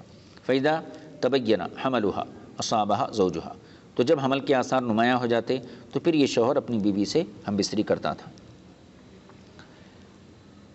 ان احبا، اگر چاہتا تو. وَإِنَّمَا يَفْعَلُ ذَلِكَ، یہ کام کیوں کرتے تھے جاہلیت میں لوگ؟ رغبتاً فی نجابت الولد، بچے کو نجیب الطرفین بنانے کے لیے. فَكَانَ هَذَا النِّكَاحُ يُسَمَّى نِكَاحَ الْاِسْتِبْضَاعِ، تو اس نکاح کو نکاح استبضاء کہا جاتا تھا. یہ دو نکاح ہو گئے. تیسرا نکاح وَنِكَاحٌ آخر، اور ایک نکاح یہ تھا يَجْتَمِعُ الرَّهْطُ دُونَ الْعَشَرَةِ، 10 لوگوں سے کم افراد یہ جمع ہوتے تھے. فَيَدْخُلُونَ عَلَى الْمَرْأَةِ كُلُّهُمْ يُصِيبُهَا، اور یہ 10 لوگ ایک خاص مقررہ عورت کے پاس داخل ہوتے اور سب اس کے ساتھ ہم بستری کرتے. فَإِذَا حَمَلَتْ وَوَضَعَتْ، جب وہ حاملہ ہو جاتی اور اس کے بعد بچے کو جنم دے دیتی. وَمَرَّ لَيَالٍ بَعْدَ أَن تَضَعَ حَمْلَهَا، اور وضع حمل یعنی بچے کی ولادت کی چند دن گزرنے کے بعد کیا کرتی؟ ارسلت الیہم، ان 10 سے کم لوگ جو آئے تھے، 9 8 وغیرہ جتنے بھی لوگ اس کے ساتھ ہم بستری کرے تھے، ان سب کے پاس پیغام بھیجتی، جاؤ بلا کے لے کے آؤ ان کو. فلم یستطیع رجل منہم ان یمتنع، تو ان میں سے کوئی بھی شخص آنے سے انکار نہیں کر سکتا تھا، ان میں سے کوئی بھی شخص آنے سے انکار نہیں کر سکتا تھا. حتیٰ یجتمع عندہ، یعنی کہ وہ سارے لوگ جو اسے صحبت کرے تھے وہ سب جمع ہو جاتے اس کے پاس. فتقول لهم، تو وہ ان سے کہتی تھی قد عرفتم الذی کان من امرکم، تم بہتر جانتے ہو جو تمہارا معاملہ ہے. وقد ولدت وهو ابنک یا فلان، اب یہ عورت کہتی تھی کہ تم سب جانتے ہو کہ تمہارا معاملہ میرے ساتھ کیا ہے، یعنی تم سب نے جو ہے میرے ساتھ جو ہے صحبت کی ہے. اب وقد ولدت، اور اب جو ہے میں ایک بچے کو جنم دی ہوں. وهو ابنک یا فلان، اور وہ کیا کرتی؟ کسی ایک سے کہتی کہ وہ جو ہے تیرا بیٹا ہے اے فلاں. 9 8 و جتنے بھی لوگ کھڑے ہوتے ان میں سے کسی ایک کی طرف اشارہ کر کے کہتی وہ تیرا بیٹا ہے. فتسمیہ من احبت منہم باسمہ، تو وہ عورت نام لیتی ان میں سے اسی کا جس کو وہ پسند کرتی تھی کہ بھئی یہ تیرا بیٹا ہے. فیلحق بہ ولدہا، تو اسی مرد کے ساتھ اس بچے کو جوڑ دیا جاتا تھا، اس سے لاحق کر دیا جاتا، اس کو دے دیا جاتا تھا، اور اس کا نسب اس مرد کے ذریعے ثابت ہوتا تھا. یہ 3 قسم کے نکاح ہو گئے. چوتھا نکاح ونکاح رابع یجتمع الناس الکثیر فیدخلون علی المرأة، اور یہ اس سے بھی زیادہ عجیب و غریب نکاح تھا. 10 لوگوں سے زیادہ، یعنی بڑی تعداد میں لوگ جمع ہوتے. فیدخلون علی المرأة، اور جو ہے یہ ایک عورت کے پاس آتے تھے. لا تمتنع ممن جاءها، اور وہ عورت اپنے پاس داخل ہونے والے کسی شخص کو روک نہیں سکتی تھی. کیوں؟ وَهُنَّ الْبَغَايَا، کیونکہ یہ عورتیں جو تھیں جسم فروش ہوتی تھیں، تو جو بھی آتا سر اٹھا کے چلا آتا. كُنَّا يَنصِبْنَا عَلَى أَبْوَابِهِنَّ رَایَاتٍ، اور انہوں نے اپنے دروازوں پر کچھ جو ہیں پرچم یا جھنڈیاں، یا رایتن مانا جھنڈا آتا اصل، انہوں نے کچھ جھنڈیاں اپنے دروازوں پر نصب کی ہوئی تھیں. یہ علامت تھیں، علامن یہ گاڑ دی تھیں، لگا دی ہاں کچھ نشانات لگا دیے تھے، اور یہ علامتیں تھیں. لمن ارادہ ہننا، اس شخص کے لیے جو ان کے پاس آنا چاہتا، دخل علیہن، ان کے پاس داخل ہو جائیں۔ ان کے گھروں پہ جو ہے کچھ نشانیاں رہتی تھیں کہ یہ عام عورتیں نہیں ہیں، یہ عورتیں جو ہیں جسم فروش ہیں، تو وہ جھنڈیاں دیکھ کے انسان ان کے پاس آ جاتا تھا، تو لوگ اس کے پاس جا کے جمع ہو جاتے تھے اور سارے لوگ مل کر جو ہے اس سے کہنا چاہیے یہ جو ہے بدفعلی کرتے تھے۔ فَإِذَا حَمَلَتْ فَوَضَعَتْ حَمْلَهَا جُمِعُوا لَهَا، تو یہ سارے لوگ اس کے پاس داخل ہوتے اور اس کے ساتھ صحبت کرتے جب وہ حاملہ ہوتی۔ فوضعت حملها، اور اس کے بعد جب وہ بچہ جن دیتی تھی، جمعوا لها، تو یہ سارے لوگ اس عورت کے پاس پھر جمع ہوتے۔ ودعوا لهم القافۃ، اور یہ لوگ اپنی مدد کے لیے قیافہ شناس کو بلاتے تھے کہ بھئی یہ بچہ پیدا ہوا ہے، ہم اتنے لوگوں نے اس کے ساتھ صحبت کی ہے، تم بتاؤ یہ بچہ کس کا ہے۔ تو قیافہ شناس کی یہاں مدد لیتے تھے وہ لوگ۔ پھر قیافہ شناس کہہ دیتا تھا ہاں بھائی یہ بچہ اس کا آدمی کا ہے، تو وہ اسی آدمی کو دے دیا جاتا تھا۔ یہ نکاح کا طریقہ تھا۔ وَدَعُوا لَهُمُ الْقَافَةَ، اور وہ اپنی اس مشکل کے حل کے لیے، بچے کی حاصل کرنے کے لیے قیافہ شناس کو بلاتے تھے۔ ثم الحقوا ولدها بالذی يرون القافۃ،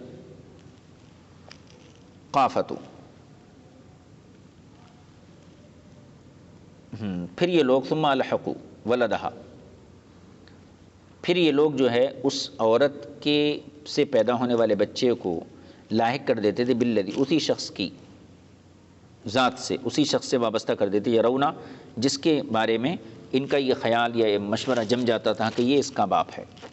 ودعی ابنہ، اور اسی کی طرف سے اس کو منسوب کیا جاتا تھا۔ ودعی ابنہ، اور اسی کا بیٹا کہہ کے بلایا جاتا تھا کہ اس کا بیٹا ہے۔ لا یمتنع من ذلک، اور اس بات سے کوئی نہیں روک سکتا تھا۔ فلما بعث اللہ محمد صلی اللہ علیہ وسلم، یہ 4 طریقے بیان کیے گئے نکاح کے، اس قسم کے نکاح جاہلیت میں کیے جاتے تھے۔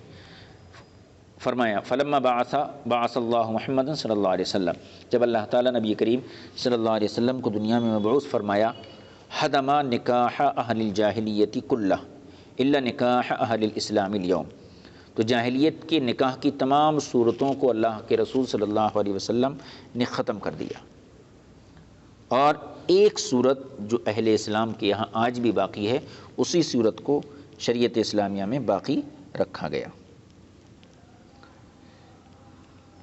مطلب پہلے زنا کرتے تھے، اس کے بعد پھر اسی کو ہاں، تو یہ نکاح کا ان کا یہ اپنا طریقہ تھا۔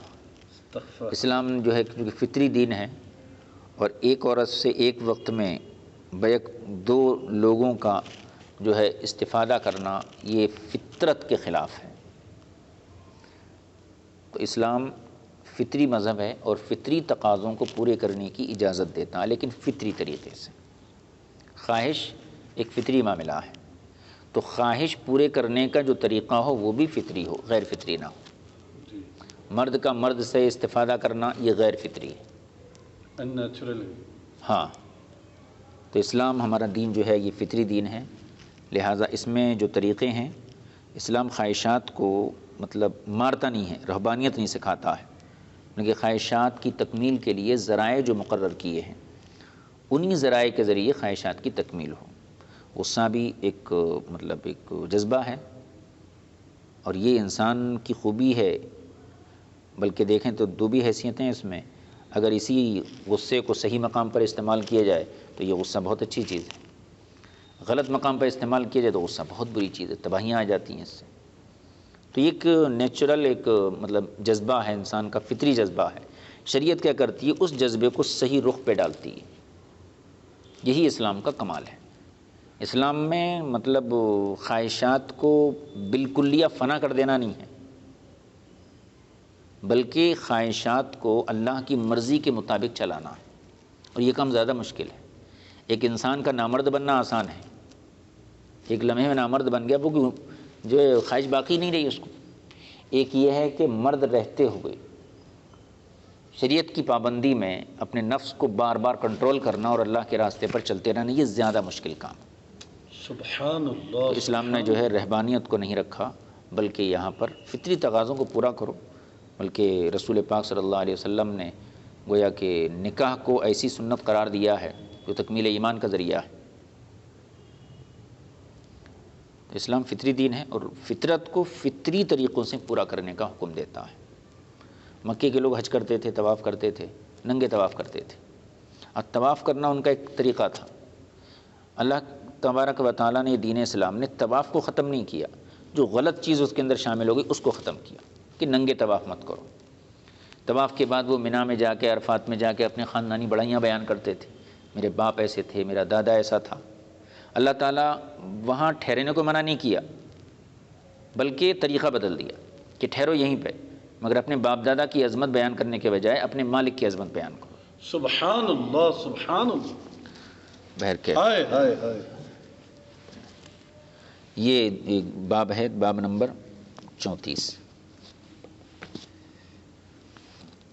یہ باب نمبر 34 ہے، باب الولد للفراش، بچہ فراش والے کا شمار ہوگا، نہیں بستر والے کا۔ یہ حدیث پاک نمبر ہے 2273۔ حدثنا سعید بن منصور ومسدد قال حدثنا سفیان عن الزہری عن عروۃ عن عائشہ اختصم سعد بن ابی وقاص وعبد بن زمعۃ الی رسول اللہ صلی اللہ علیہ وسلم فی ابن امتی زمعۃ۔ حضرت عائشہ صدیقہ رضی اللہ تعالی عنہا سے مروی ہے کہ سعد ابن ابی وقاص اور عبد بن زمع، یہ دونوں نے حضور صلی اللہ علیہ وسلم کی خدمت میں ایک مقدمہ پیش کیا۔ کس بارے میں؟ فی ابن امتی زمعۃ، زمع کی باندی کے بیٹے کے بارے میں۔ زمع کی باندی کے بیٹے کے بارے میں دو لوگوں نے مقدمہ پیش کیا، حضرت سعد ابن ابی وقاص ایک اور حضرت عبد بن زمع، یعنی زمع کے جو بیٹے تھے، انہوں نے بھی دعویٰ پیش کیا۔ انہوں نے کہا کہ یہ میرا بھائی ہے، میرے باپ کے فراش پہ پیدا ہوا ہے، یعنی باپ کی باندی سے ہوا وہ۔ زمع ان کے والد ہیں، تو زمع کے جو بیٹے تھے وہ بولے کہ یہ میرے باپ کا بیٹا ہے، لہذا میرا بھائی ہوا، لہذا مجھے دیجیے۔ حضرت سعد ابن وقاص بولے کہ یہ میرا بھائی ہے، مجھے دیجیے۔ یہ مقدمہ پیش ہوا۔ فقال سعد، تو سعد بولے اوصانی اخی عتبہ، میرے بھائی عتبہ نے مجھے یہ وصیت کی تھی، اذا قدمت مکہ تھا، کہ جب میں مکے میں آؤں، ان انظر الی ابن امتی زمعۃ، تو میں زمع کی باندی کے بیٹے کی تحقیق کروں، اس کی تلاش کروں وہ کہاں ہے۔ فاقبضہ، اور جب میں اس کو تلاش کر لوں تو اس کو میں لے لوں۔ فانہ ابنہ، کیونکہ وہ جو ہے میرے بھائی عتبہ کا بیٹا ہے۔ وقال عبد بن زمعۃ، اور عبد بن زمع کیا بولے؟ اخی ابن امتی ابی، میرے باپ کی باندی کا بیٹا، یہ میرا بھائی ہے۔ ولد علی فراشی ابی، اور میرے باپ کے بستر پر اس کی ولادت ہوئی ہے۔ بستر کا مطلب باپ کی لونڈی سے، باپ کی کنیز سے۔ تو حضرت سعد ابن ابی وقاص کا دعویٰ یہ تھا کہ میرا بھائی مجھے وصیت کیا اور یہ میرے بھائی کا بیٹا ہے، لہٰذا یہ میرا بھائی ہوا۔ کہنا چاہیے عتبہ، میرے بھائی کا، عتبہ جو ہے اپنے بھائی کے بارے میں انہوں نے کہا عتبہ میرا بھائی ہے اور میرے بھائی نے مجھے وصیت کی ہے، لہٰذا یہ میرے ساتھ رہے گا کیونکہ میرے بھائی کا بیٹا ہے۔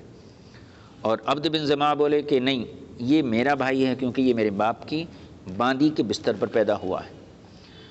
اب رسول پاک صلی اللہ علیہ وسلم نے اس بچے کو غور سے دیکھا تو اس کی جو مشابہت تھی عتبہ سے تھی، بچہ عتبہ کے مشابہ تھا، جو حضرت سعد ابن ابی وقاص کا دعویٰ تھا۔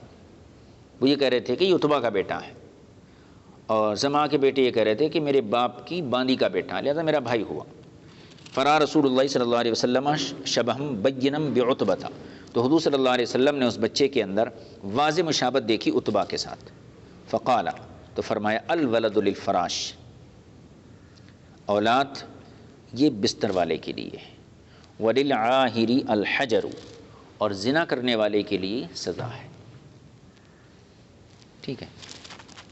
وَاحْتَجِبِي عَنْهُ يَا سَوْدَةَ، اس کے بعد حضور صلی اللہ علیہ وسلم نے حضرت سودا ام المؤمنین رضی اللہ تعالیٰ عنہ کو یہ حکم دیا کہ تم اس بچے سے پردہ کرنا۔ گویا کہ رسول پاک صلی اللہ علیہ وسلم نے یہ ظاہر فرما دیا وہاں پہ کہ اس بچے کی ولادت جو ہے یہ زنا کے نتیجے میں ہوئی ہے، لیکن چونکہ شریعت کا جو قانون ہے وہ یہ ہے کہ بچہ صاحب فراش کو ملتا ہے، صاحب فراز یہ زیادہ طاقتور حق ہوتا ہے. زیادہ مسدد فی حدیثہ، اور مسدد جو ایک راوی ہیں انہوں نے اپنی حدیث میں یہ الفاظ زیادہ کیے ہیں، وقالا کہ انہوں نے کہا وہو اخوک یا عبد، کہ عبد بن زماں، یہ یعنی حضور نے گویا فرمایا کہ اے عبد بن زماں یہ جو ہے تمہارا بھائی ہے، اس قسم کے الفاظ فرمائے. اور اس سند میں یہ ہے کہ الولد للفراش وللعاہر الحجر، کہ فراش والے کے لیے اولاد ہے اور زنا کرنے والے کے لیے جو ہے سزا ہے. اب یہی حدیث کئی سندوں سے آئی ہے، ان دونوں حدیثوں کو تینوں کو ہم پڑھ لیتے ہیں. 2274 حدثنا زہیر بن حرب حدثنا یزید بن ہارون اخبرنا حسین المعلم عن عمر بن شعیب عن ابی عن جدی قال قام رجل، ایک شخص کھڑا ہوا، فقال، اس نے عرض کیا رسول اللہ ان فلانا ابنی، فلاں شخص میرا بیٹا ہے، آہرت بامہ فی الجاہلیت، میں نے ایام جاہلیت میں اس کی ماں کے ساتھ زیادتی کی تھی، بدفعلی کی تھی. فقال رسول اللہ صلی اللہ علیہ وسلم، تو حضور صلی اللہ علیہ وسلم نے ارشاد فرمایا لا دعوت فی الاسلام، اسلام میں اس قسم کے دعوے کی کوئی گنجائش نہیں ہے. جاہلیت میں تم نے کیا کیا وہ کر لیا، لیکن اب جو ہے تمہیں اس قسم کا دعویٰ کرنے کی اجازت نہیں ہے. تو حضور نے فرمایا کہ لا دعوت فی الاسلام ذهب امر الجاہلیہ، اسلام میں اس قسم کے دعوے کی کوئی گنجائش نہیں. ذهب امر الجاہلیہ، جاہلیت کا معاملہ ختم ہو چکا ہے. الولد للفراش وللعاہر الحجر، بچہ یہ بستر والے کے لیے ہے اور زانی کے لیے سزا ہے. یہاں پر بھی وہی مضمون ہے جس کو دوسری سند کے ساتھ امام ابو داؤد نے بیان کیا. یہاں پر حدیث نمبر 2275 حدثنا موسیٰ بن اسماعیل حدثنا مہدی بن میمون ابو یحییٰ حدثنا محمد بن عبد اللہ بن ابی یعقوب عن الحسن بن سعد مولا الحسن بن علی بن ابی طالب رضی اللہ تعالیٰ عن رباح، رباح دونوں طریقے سے پڑھ سکتے ہیں. قال، فرمایا زوجنی اہلی، یعنی حضرت رباح کہہ رہے ہیں، زوجنی اہلی امتن لہم رومیتن، میرے گھر والوں نے میرا نکاح ایک رومی باندی کے ساتھ کر دیا، جو ان کی اپنی باندی تھی انہوں نے اس کا نکاح میرے ساتھ کر دیا. فوقعت علیہ، میں نے اس کے ساتھ ہم بستری کی. فولدت غلاما اسودا، تو اس نے ایک اسودہ مثلی، میری طرح ایک کالے رنگ کے بچے کو جنم دیا. فسمیتہ عبداللہ، میں اس کا نام عبداللہ رکھ دیا. ثم وقعت علیہ، پھر میں دوسری مرتبہ اس کے ساتھ جو ہے بستر کیا. فولدت غلاما اسودہ مثلی، تو دوسری مرتبہ بھی اس نے کالے بچے کو جنم دیا. فسمیتہ عبید اللہ، میں نے اس کا نام عبید اللہ رکھ دیا. ثم طبینا لہا غلام لأہلی رومی، پھر اس کے بعد ثم طبینا لہا، لہا سے مراد ان کی اپنی بیوی ہے، یعنی وہی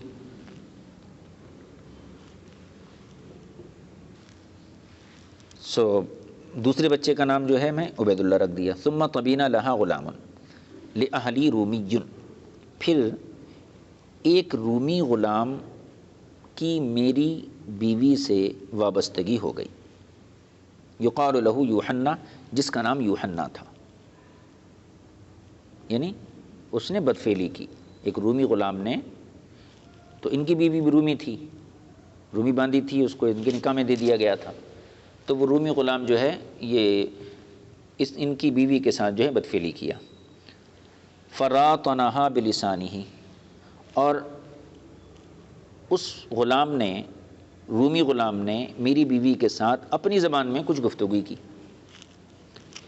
احسب فولدت غلاما کأنہ وزغۃ من الوزغات، تو رومی غلام سے جب اس نے ہم بستری کی تو اس کے بعد جو ہے اس عورت نے ایسے بچے کو جنم دیا جو گرگٹ کی طرح تھا، عجیب و غریب شکل کا. فقلت لہا، تو میں نے اپنی بیوی سے کہا ما ھذا، یہ کہاں سے آیا؟ دو بچے تو میری طرح کالے تھے، یہ بچہ کہاں سے آیا؟ فقالت، تو اس نے کہا ھذا لیوحنا، یہ یوحنا کے نطفے سے پیدا ہوا ہے. فرفعنا الی عثمان، احسبہ قال مہدی. تو ہم کیا فرماتے ہیں یہی حضرت رباح، ہم اس مقدمے کو جو ہے حضرت عثمان رضی اللہ تعالیٰ عنہ کی کے دربار میں ہم نے لے جا کے پیش کیا. احسبہ یہ کہتے ہیں میرا گمان ہے قال مہدی کہ آپ نے مہدی کہا، مہدی کہا یا عثمان کہا. قال فسألہما آپ نے دونوں سے پوچھا کیا کیا بات ہے. فاعترفا دونوں نے اعتراف کیا کہ ہم نے غلط کاری کی ہے. فقال لہما تو حضرت عثمان نے ان دونوں سے کہا اترضیانی ان اقضی بینکما بقضاء رسول اللہ صلی اللہ علیہ وسلم، کیا تم اس بات پر راضی ہو کہ میں تمہارے درمیان رسول پاک صلی اللہ علیہ وسلم کے فیصلے کے مطابق فیصلہ کروں. چونکہ یہ دونوں رومی تھے اور شریعت اسلامیہ کو ماننے والے نہیں تھے، اس لیے آپ نے ان کی رضامندی تلاش کی. اگر وہ راضی نہیں ہوتے تو پھر ان کے دین کے حساب سے فیصلہ کیا جاتا، کیونکہ زنا تو ایک ایسا جرم ہے جو ہر شریعت کے اندر گناہ ہے. تو وہ لوگ راضی ہو گئے تو آپ نے فیصلہ بیان کیا. ان رسول اللہ صلی اللہ علیہ وسلم قضا ان الولد للفراش واحسبہ قال فجلدہ. حضور صلی اللہ علیہ وسلم بے شک رسول اللہ صلی اللہ علیہ وسلم نے فیصلہ کیا کہ اولاد یعنی بچہ یہ صاحب فراش کے لیے، صاحب فراش کے لیے. واحسبہ راوی کہتے ہیں میرا گمان یہ ہے. اس کے بعد حضور کا یہ جملہ آپ نے نقل کیا فجلدہ کہ اس کو جو کہنا چاہیے کوڑے لگائے، عورت کو کوڑے لگائے. وجلدہ اور اس مرد کو بھی کوڑے لگائے. وکانا مملوکین اور دونوں یہ مرد عورت دونوں بھی جو ہیں یہ غلام تھے، یعنی ایک باندی ایک غلام دونوں مملوک تھے. تو حضور صلی اللہ علیہ وسلم کے فیصلے کے مطابق حضرت عثمان غنی نے فیصلہ کیا. ایک تو یہ کہ بچہ صاحب فراش کو دے دیے، یعنی حضرت رباح کو مل گیا بچہ صاحب فراش کا ہے، یعنی جس کا بستر ہے، جس کے نکاح میں ہے. اور جو زانی ہے اس کے لیے سزا ہے. تو یہ دونوں زانی ہوئے نا، دونوں مملوک ہوئے، دونوں زانی ہیں تو دونوں کو جو ہے سزا دی گئی. یہ حدیث پاک جو ہے مکمل ہو گئی. کانا مملوکین. اب یہ آگے کی حدیث ہے، آگے کا باب ہے 35 نمبر باب. باب من احق بالولدی، اولاد کا حقدار کون ہے. اس باب میں کئی حدیثیں آئیں گی